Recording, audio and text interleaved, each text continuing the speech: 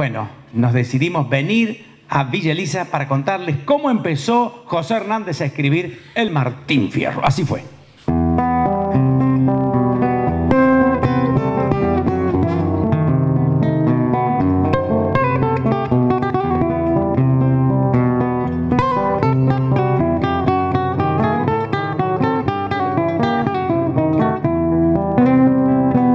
Aquí me pongo a cantar al compás de la vihuela, que el hombre que lo desvela, una pena extraordinaria, como el ave solitaria con el cantar se consuela.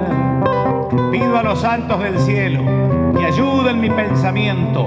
Les pido en este momento que voy a contar mi historia, me refresquen la memoria y aclaren mi entendimiento.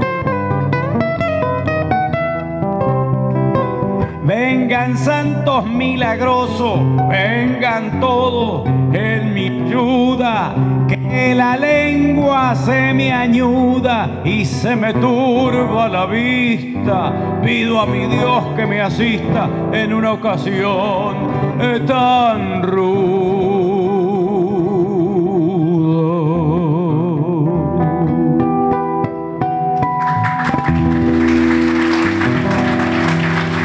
Bueno, ustedes saben que el Día de la Tradición, cada uno celebra como puede, pero el Día de la Tradición se comenzó a celebrar en la provincia de Buenos Aires en 1939 y en 1975 se empezó a celebrar en todo el país, por lo tanto en Entre Ríos también, con los actos en las escuelas, en los lugares, en las agrupaciones tradicionalistas y demás.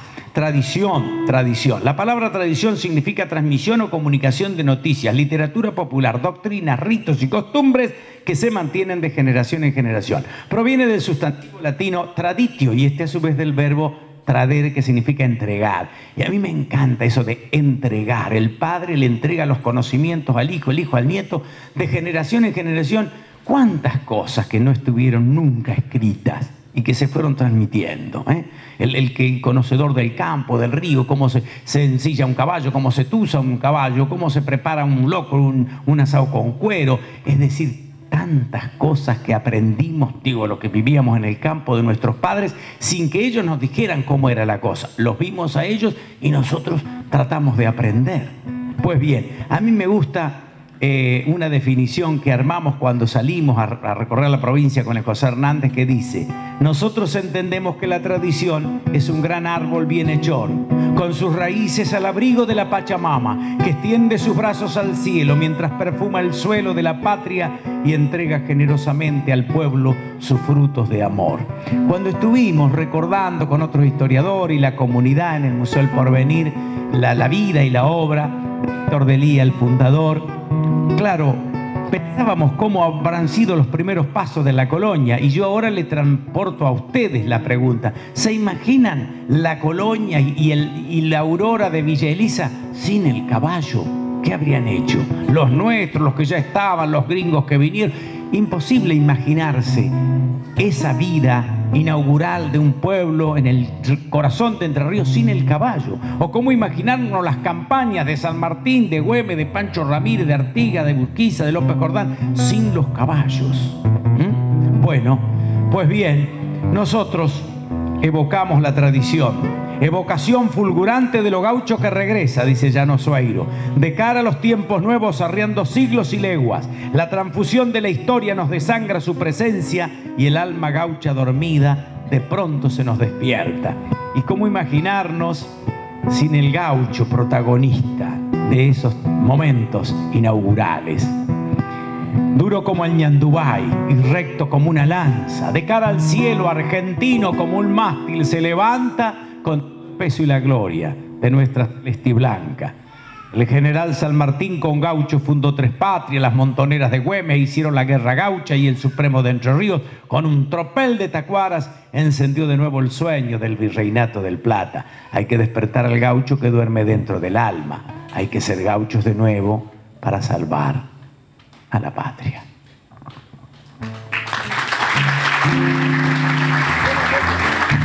José Hernández nació en la chacra de Pueyrredón, en la chacra de Pueyrredón. Hoy ese lugar es Villa Ballester, en Buenos Aires. Ahí nació el 10 de noviembre del año 1834. Y ustedes dicen, ¿cuándo llegó a Entre Ríos? Bueno, llegó a Entre Ríos cuando tenía 20 años.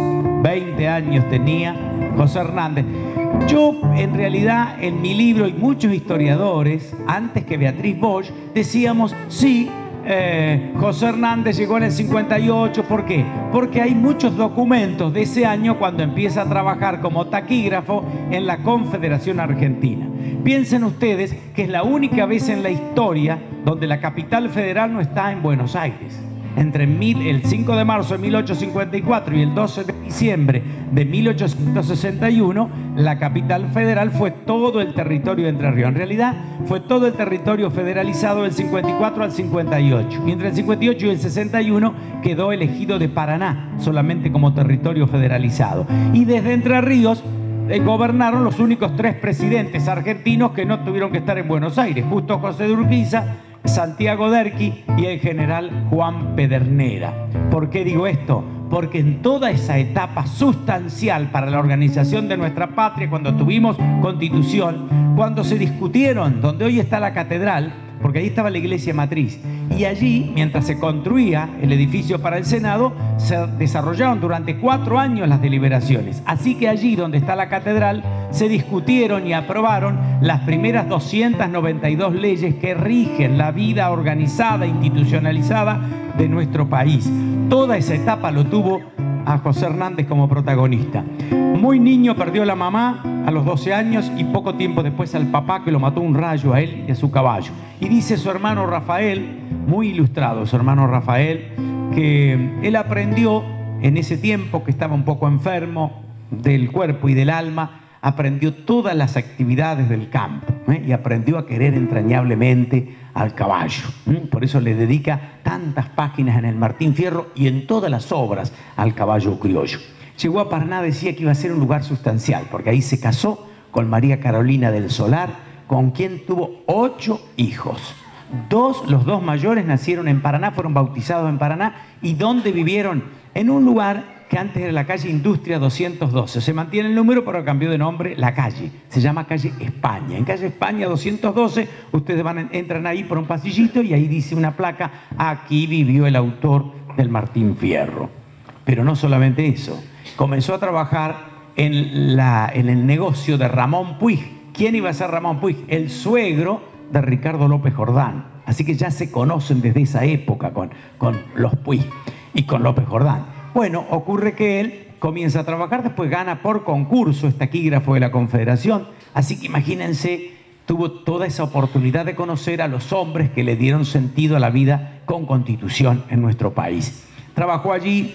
Empezó a militar en lo que eran sus ideales federales, apoyando a Urquiza. Lo apoyó Urquiza hasta Pavón. Cuando Urquiza retiró las tropas de Pavón, sin que entrara la caballería entrerriana en combate en 1861, no le gustó. Y mucho menos le gustó cuando el general ordenó que la entrerrianada fuera a combatir en Paraguay, en la guerra de la Triple Alianza.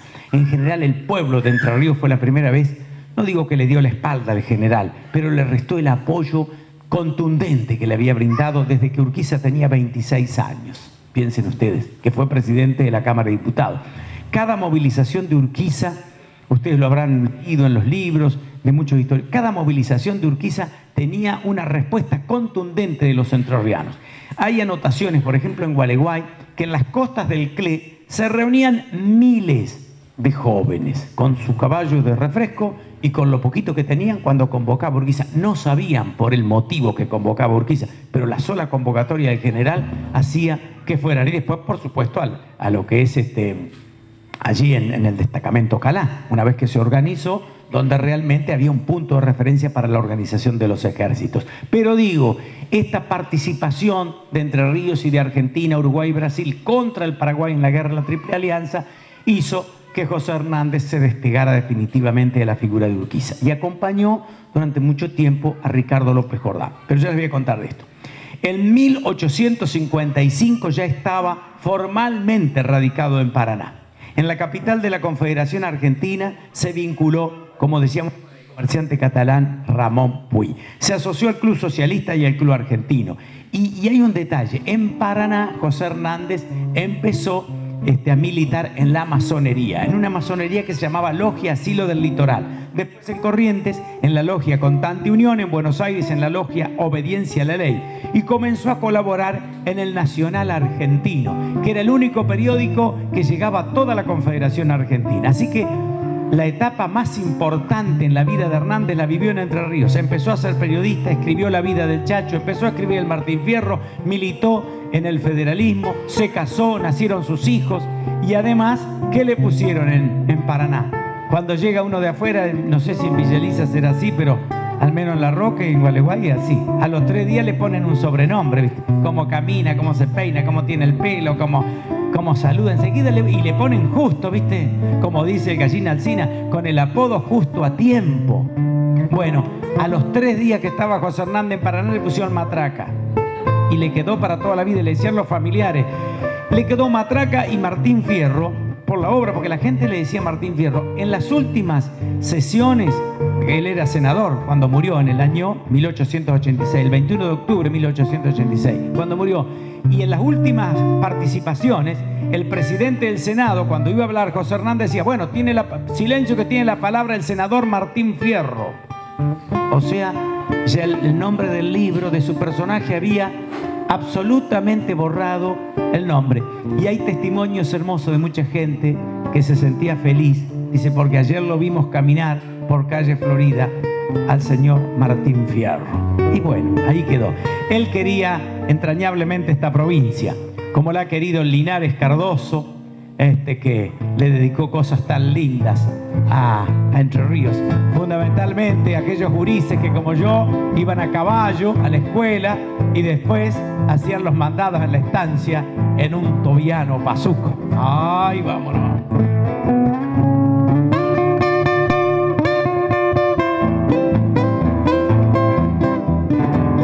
Linares Cardoso, patriarca del canto provincial, lapaceño, 29 de octubre de 1920, nació a orillas de Caballú, Atiá.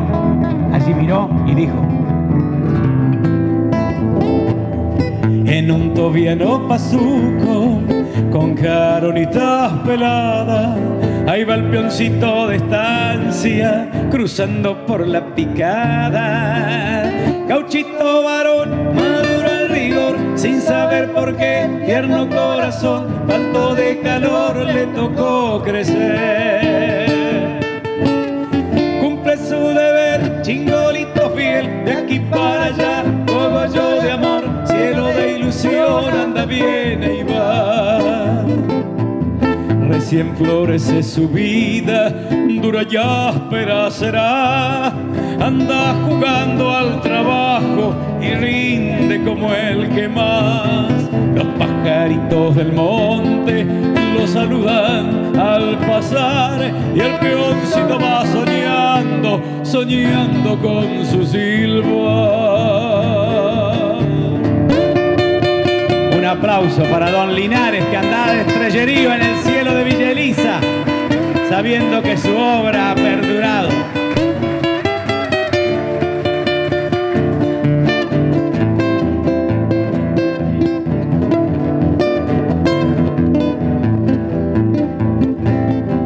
Pero se endulza el camino con la frutita del tala y el chañaral florecito le va perfumando el alma.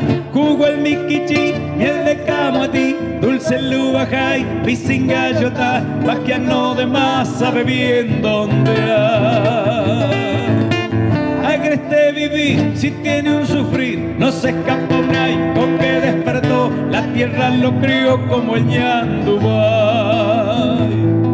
Cachorro del viaje largo, qué duro es tu trajinar, destino sin una queja, de silencio y soledad. Los pajaritos del monte lo saludan al pasar y el peoncito va soñando, soñando con su silba. La irará, la irará, la